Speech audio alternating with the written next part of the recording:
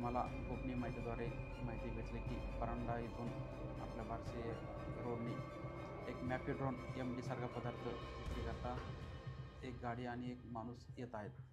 तर त्या अनुषंगाने आम्ही त्याबाबतची माहिती पोलीस अधीक्षक अतुल कुलकर्णी तसेच अप्पर पोलीस अधीक्षक यावलकर सर यांना माहिती देऊन सदर कारवाई करता PI कुकडे तसेच PSI कुंजीर यांना सांगून सदरची DB टीम ही तयार करून तिथे सापळा रचवला होता. त्या सापळ्यामध्ये संध्याकाळच्या सुमारास एक व्हाईट रंगाची कार व त्याच्यामध्ये 3 इसम बसून आलेले दिसले व त्याच्यामध्ये आम्ही त्यांची झडती वगैरे घेतली. तर झडतीमध्ये मॅफेड्रोन MD सारखे पदार्थ व तसेच एक पिस्टल व राऊंड त्यांच्याकडून जप्त करण्यात आलेले आहे.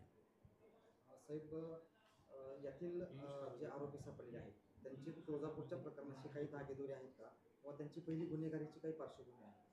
त्याबाबत त्यांच्याकडे अधिक विचारपूस करीत आहोत. तपास चालू आहे. आत्ताच काही सांगता येणार नाही तुळजापूरचं आणि हे धागेदोरे एकच आहेत का, पण भविष्यात जर आले तर आपण हे करू.